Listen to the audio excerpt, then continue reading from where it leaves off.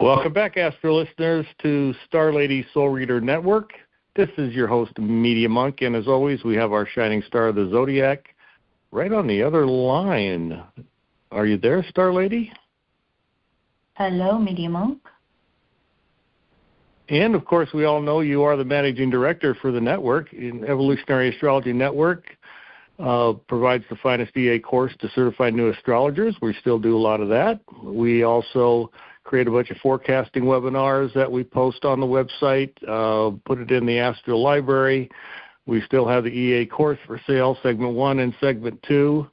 Lots of other things at www.evolutionaryastrology.net.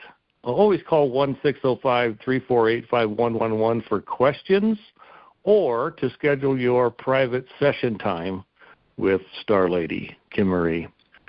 All right, well, lots to talk about, so I'll just turn it right over to you, and thanks for doing the research today, honey. You are most welcome. Hello, everyone. First of all, I want to say grab a pen and paper because I'm going to give you some information on an evolutionary astrology conference coming up October 23rd through the 26th online. October 23rd through the 26th. The website is jwgaea.org.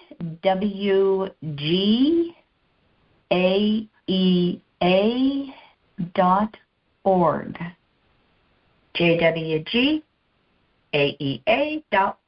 That is the Jeffrey Wolf Green Association of Evolutionary Astrologers. And this will be the third online conference we're doing, and this year all of the speakers are concentrating on planetary archetypes. I'm the very first speaker, and I am speaking on, of course, Mars, that ruler of Aries in the first house. We're recording this a few days before the solar eclipse, and so up until through the solar eclipse, September 21st, you can get $100 off the entire conference with the coupon code LEGACY, LEGACY, Legacy. So jwgaea.org is the website, and again, you can get your $100 off discount with the coupon code LEGACY. And so, welcome to our South Node eclipse season. We are approaching the solar eclipse of Virgo, September 21st to 29 degrees Virgo. I said in the previous podcast that this is a South Node eclipse season, which is all about reviewing the past when the sun is on the South Node of the moon. And this reviewing of the past is done on an emotional and an egoic level, especially. When we have lunar eclipses first, followed by solar eclipses, the lunar eclipse exposes whatever we are processing through this eclipse season, followed by the solar eclipse, which brings us the new beginnings, the ahas, the understandings. Well, the lunar eclipse on September 7th, which was 15.5 Virgo Pisces, was preceded by Uranus turning stationary retrograde, September 5th, at 1.5 degrees Gemini. You had to be under a rock to not notice what happened right after that Uranus stationary retrograde lunar eclipse. We had the assassination in the United States of a well-known conservative figure, Charlie Kirk, a younger person who created a youth organization, and oh my gosh, has the conservative movement blown up with the height of hypocrisy. All over on both sides of the spectrum, the left and the right, liberals and conservatives. You know, everybody condemned the violence. This is such a sad, long story in our history of the United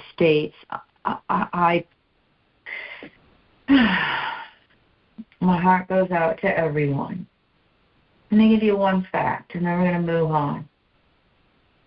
There is a libertarian organization or think tank called the Cato Institute. It is not a left-wing organization, and it has released a study that was done since 2020.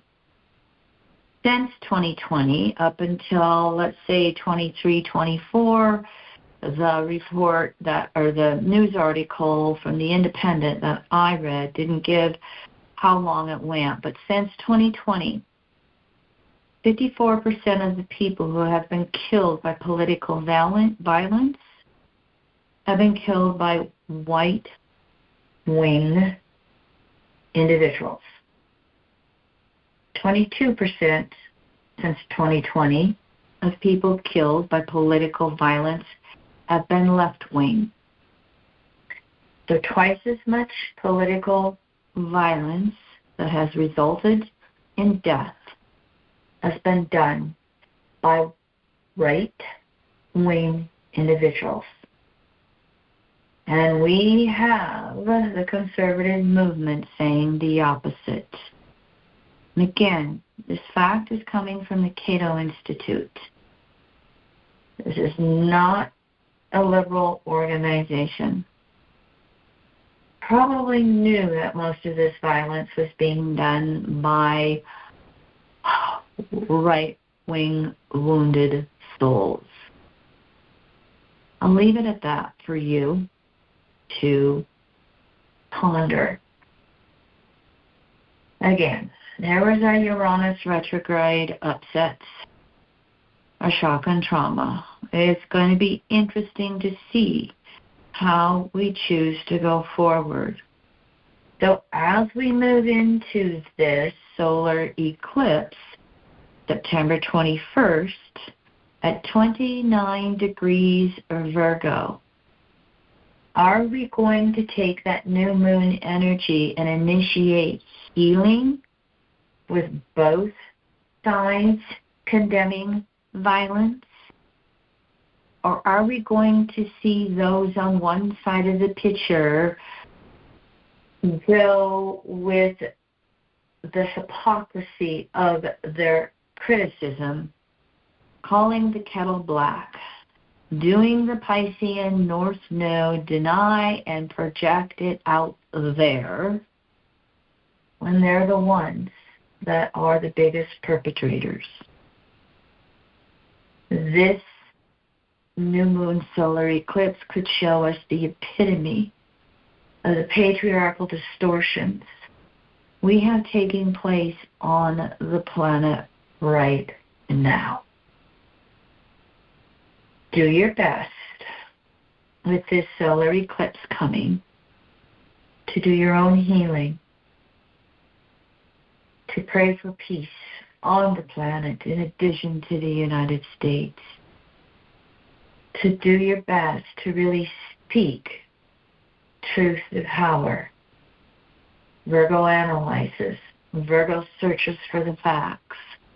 Virgo wants to know the truth when it is looking to heal the patriarchal distortions that in the world of evolutionary astrology are expressed through the Virgo-Pisces polarity.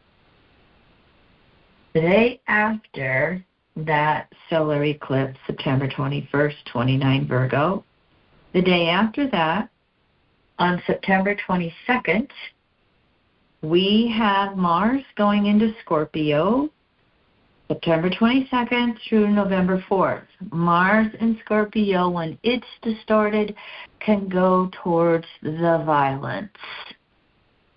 5 weeks, Mars in Scorpio. The part of Mars that is looking to heal can take that Scorpio energy and turn it into the psychological detective, going deep, really looking at the psychological whys of what's taking place and exposing what needs to be dramatically changed with Scorpio. Mars and Scorpio distortions can do the famous power over, power unders, as I have been saying. If you are interested in standing up for democracy in the United States, now is the time to become politically active and standing up to the distortions of power that we see coming out of the current presidential administration. We also have the fall equinox on September 22nd with the sun moving into Libra. Here is the evolutionary astrology mantra I created many, many moons ago for Libra. I balance the diversity of relationships with my own initiative. I balance, Libra, a diversity, Libra, of relationships, Libra, with my own initiative, polarity, Aries. Here's the Scorpio mantra for Mars and Scorpio. I metamorphose myself with evolving self-reliance. I metamorphose Scorpio, myself, with evolving self-reliance, the Taurus polarity. Some pretty potent energy around this South Node, reviewing the past, solar eclipse season.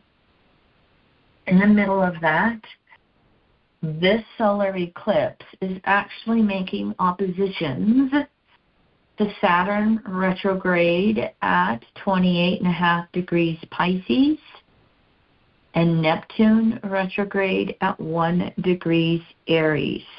This is actually the highlight of their retrograde cycles.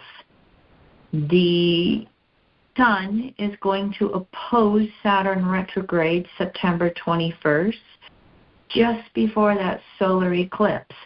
Remember, solar eclipse, 29 Virgo. Well, Sun at 28.5 Virgo opposes Saturn retrograde, 28.5 Pisces.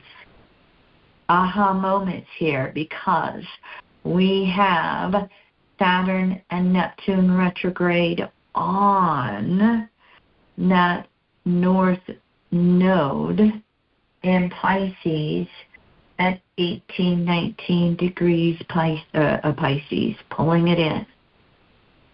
So what are the reality checks that we have going on this solar eclipse? A couple of days after that, September 23rd, Sun is going to oppose Neptune retrograde again. Sun, 1 degree Libra, Neptune retrograde, 1 degree Aries. Huge, potent aha moments. And it so happens that this Sun-Neptune opposition with Neptune at, to be direct, or to be exact, Neptune is retrograde at 045 degrees Aries. Next February 26th, February 20th, 26th, Saturn will have 1 conjunction to Neptune, get this, 044 Aries. So, this Sun-Neptune retrograde opposition, highlight of the retrograde cycle, is 1 minute off of the Saturn-Neptune conjunction 33-year cycle next February.